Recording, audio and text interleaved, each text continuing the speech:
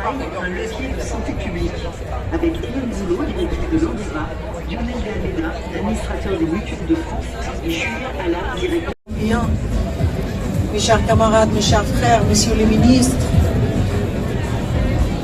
un moment très important, rendre hommage. Nous sommes en train de rendre hommage maintenant aux journalistes palestiniens qui ont pillé leur vie littéralement, 170 de femmes et hommes libres qui ont pris la tâche d'informer le monde entier, des détails en direct de crimes de génocide en cours aujourd'hui dans la bande de Gaza, et non seulement dans la bande de Gaza, en Cisjordanie. Notre grande sœur, Shirin Abu Akleh, a été assassinée devant les yeux du monde entier. Moi, je voudrais rendre un grand hommage au courage de ces femmes et hommes sur le terrain, journalistes. Il y a beaucoup d'enfants qui se sont devenus journalistes aussi à Gaza. Je leur rends hommage. Nous avons pris, le peuple palestinien, le devoir d'informer un monde qui a décidé et qui a choisi de fermer les yeux sur les crimes de guerre, les crimes de génocide et les crimes contre l'humanité commises au quotidien depuis 76 ans contre le peuple palestinien. C'est un projet colonial, un projet de nettoyage ethnique. Et au moment où certains, moi je ne dirais pas le monde entier, certains ont choisi de fermer les yeux, beaucoup ont aussi, et vous êtes ici très très nombreux, qui portent la voix du peuple palestinien, qui portent la cause palestinienne dans sa justesse, car c'est une question juste pour laquelle nous nous battons pour notre liberté. Moi je voudrais saluer un ami, un confrère, Mohamed El Baba, qui est un journaliste de Gaza. Il vient d'arriver de Gaza, et comme tous les confrères, tous les consoeurs à Gaza, il fait un travail extraordinaire d'information à ceux qui ont choisi de fermer les yeux, de fermer les oreilles et d'éteindre leur caméra. Monsieur le député, merci beaucoup. Vous faites un travail extraordinaire. Nous comptons sur vous, nous comptons sur chaque homme et femme libre dans ce monde. Ici, il y en a beaucoup des amis de la Palestine. Vous en faites partie. Merci pour votre combat à nos côtés et votre combat pour la justice. Merci beaucoup. البرلمان الأوروبي السيدة أبو حصيرة دولة فلسطين في فرنسا، دومينيك براد رئيسة الاتحاد الدولي للصحفيين وممثلي اللجنة التنفيذية إلى منظمة التحرير ورئيس هيئة شؤون الأسرة ورئيس نادي الأسير وكل المؤسسات الموجودة والمتضامنين الفرنسيين في هذا اليوم التاريخي، اليوم التضامن الدولي الذي تقوم صحيفة دومينيكية الفرنسية يوم عالمي للإنسانية. في هذا اليوم العالمي للإنسانية هناك من يقتل الإنسانية، وهناك من يقتل مبادئ حقوق الإنسان وحرية الصحافة، ويقتل شهود الحقيقة في غزة هاشم التي نحب جميعا.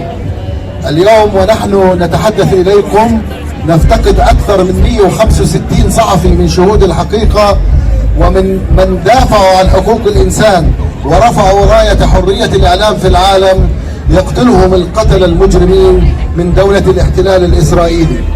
أيضا نحن خسرنا حتى هذه اللحظة أكثر من 12% من الصحفيين الفلسطينيين في قطاع غزة، ودمرت 100% من المؤسسات الإعلامية في قطاع غزة، أكثر من 88 مؤسسة، منها 22 إذاعة محلية، هي كل الإذاعات المحلية في قطاع غزة. هي حرب إبادة إعلامية شاملة تشنها قوات الاحتلال الإسرائيلي من أجل كلمة واحدة، هي منع الرواية الفلسطينية والتحكم بالرواية. يبقوا يتحكموا برواية التضليل والكذب والتزوير في مقابل رواية الحق والحقيقة الفلسطينية التي تدافع بالأساس عن حقوق الشعب الفلسطيني وعن مبادئ الإنسانية. Voilà, Nasser Aboubakar, président du syndicat national des journalistes palestiniens. Il remercie aussi donc Monsieur Moulay Satouli qui est député européen, Madame Hela donc qui est représentante ambassadrice de la Palestine, Madame Dominique Hadali, qui est la présidente de la Fédération internationale des journalistes, Monsieur Paul Biouquet, qui est secrétaire général aussi de la SNJ-CGT, et tous les représentants de l'État palestinien, et vous tous aussi, les festivaliers qui sont ici présents. Donc actuellement, cela fait plus d'un an, à peu près un an, que l'Israël a commencé ce génocide contre l'État palestinien. On a jusqu'à actuellement recensé plus de 165 morts des journalistes qui ont perdu leur vie dans l'activité de leur métier. Aussi, il y a une propagande médiatique contre l'État palestinien qui se fait actuellement contre ce génocide. Il y a aussi une omerta mondiale contre ce qui se passe actuellement à Palestine. On est en train de bloquer l'information, on est en train de tuer l'information, on est en train de tuer les journalistes, on est en train de viser les journalistes qui travaillent à Gaza. Donc c'est une situation qui est contre les droits humains, qui est contre les déclarations universelles des droits de l'homme, qui est contre tous les rapports qui régissent tous les pays du monde. Et donc voilà. نقيم اليوم معرض لصوت أداء الصحافة الفلسطينية في قطاع غزة، منهم من لا زال تحت الأنقاض مثل هبة عبادة التي قتلت في 10 يناير العام الجاري، ولا زالت هي وابنتها في خان يونس تحت الرجام. Alors ce soir est un hommage pour les journalistes palestiniens dont Hiba Abed, qui vous parlez, Nasser Boubak, qui vous parle de le cas de notre collègue Hiba Abed, qui est actuellement depuis le 10 juillet. Côté de la Palestine, je suis ravi d'avoir pu participer à ce que cette exposition existe. Comme j'ai eu l'occasion de le dire, cette guerre d'occupation que mène Netanyahou et le gouvernement israélien contre les Palestiniens, c'est aussi une guerre d'information. Et les journalistes, tu as cité le chiffre Nasser 160, ils ne sont pas morts par hasard. Ils n'étaient pas là au mauvais moment, au mauvais endroit. Ils ont été ciblés.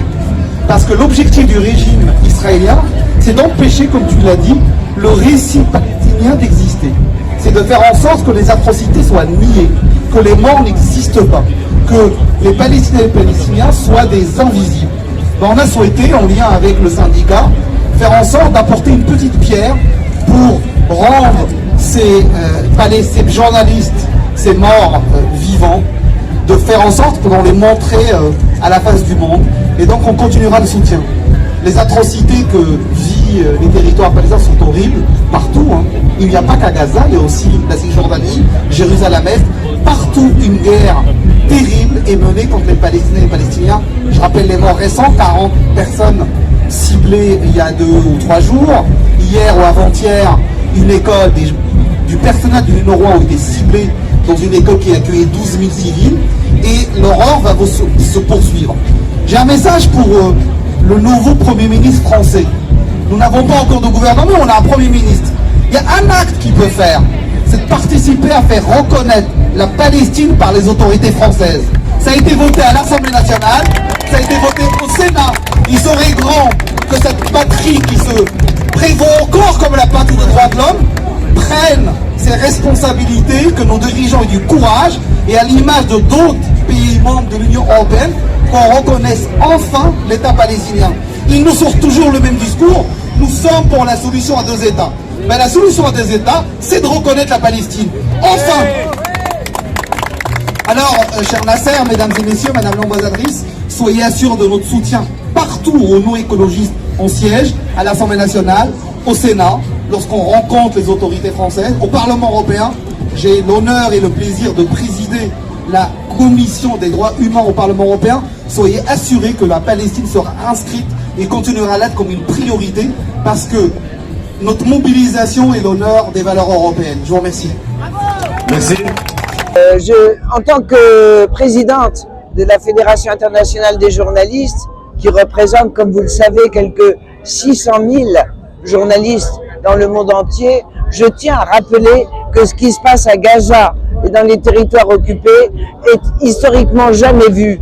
On tue des journalistes, on cible des journalistes pour empêcher toute information de sortir. On interdit la presse internationale de rentrer, ce qui fait que depuis 11 mois, nos confrères et nos consoeurs palestiniens travaillent d'une façon épouvantable mais merveilleuse pour fournir au monde entier des informations sérieuses et de qualité, et au péril de leur vie. et au péril de leur vie, ils l'ont démontré malheureusement, puisque plus de 130 ont été délibérément ciblés et tués par l'armée d'occupation. Donc nous rendons un vibrant hommage à ces consoeurs et ces confrères qui sont un exemple pour le monde entier. Maintenant, si le monde entier détourne les yeux du génocide qui est en train de se produire à Gaza, le monde entier détourne les yeux de l'humanité. En tant que Française, je demande à mon gouvernement et à la France de faire un acte politique normal, historique, reconnaître l'État de Palestine. Nasser, Pablo. Ah, Pablo.